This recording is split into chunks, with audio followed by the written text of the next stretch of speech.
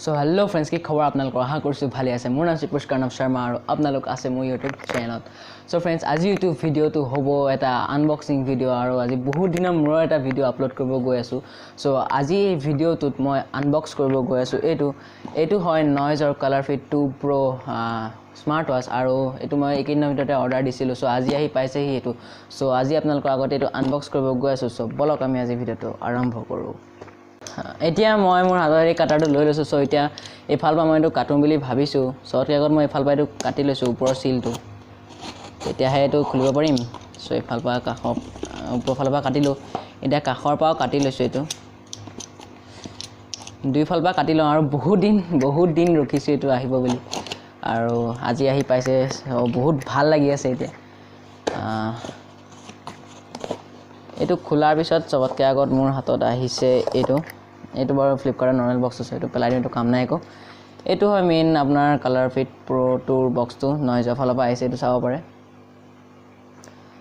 আৰু ইয়াতে স্পেসিফিকেশনস খিনি লিখা নাই বাৰু। আৰু এফাল পা মই এটা এফাল পা এটো খুলি চাও। দুৰুদুং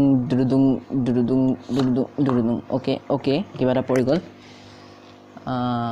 এটো কিবা নথিপত্ৰ এইবিলাক কাম নাই, পেলাই দিব লাগে। আৰু এটো কি দিছে, এটো নয়েজৰ ফালৰ পৰা ষ্টিকাৰ দিছে। এটো লগাম বাৰু কবাত বেগে সেগে। এটো ইয়াতে থৈ দিম বাৰু। আৰু এটো হয় মেইন ঘড়ীটো চাব পাৰে। এটো এনেকা ঘড়ীটো আহিছে মোক। ইয়াত কি লিখা আছে, please charge to activate the battery. এটো মানে কি ইয়াৰ ভিতৰত যোনটো চাৰ্জাৰ পাম মই, এটো মেইন বেটাৰীটো বাৰু মই থৈ দিছো। ইয়াত একচুয়ালি লিখা আছে কি মানে চাৰ্জ কৰিলে অটোমেটিক এটো অন হৈ যায়। তো হেতুকে ইয়াত লিখা আছে। আৰু এটো দিছে কেবলডাল। কেবলটো মই আপোনালোকক এবাৰ দেখাই দিছো।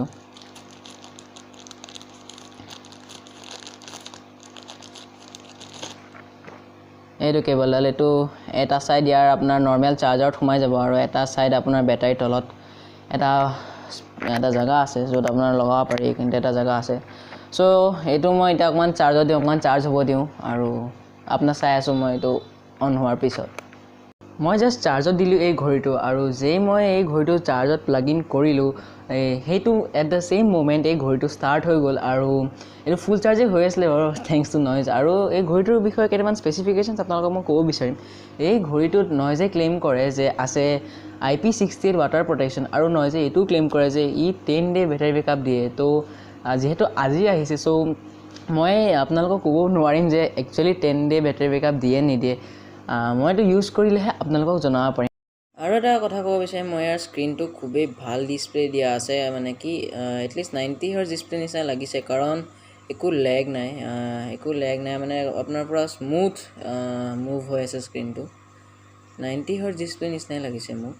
আৰু এটো মই খুব ভাল বুলি কম এটো প্ৰাইস ৰেঞ্জৰ কাৰণে। মানে কিছুমান প্ৰ'জ আছে, কিছুমান কোনছ আছে। যেনেকুৱা ডিসপ্লেটো সৰু, হেতু এটা মই কোনছত দিম। আৰু প্ৰ'জত হ'ব মানে কি আপোনাৰ এটো ডিসপ্লেটো মানে লেগি একো ফিল নাহে। চাওক মানে আপোনালোকৰ ভিডিওত দেখিবই লাগিব প্ৰায় অকমান লেগি বাট ইউজ কৰিবলৈ একেবাৰে লেগি ফিল আহা নাই।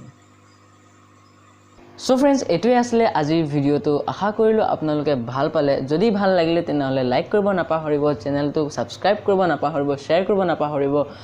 আৰু ধন্যবাদ।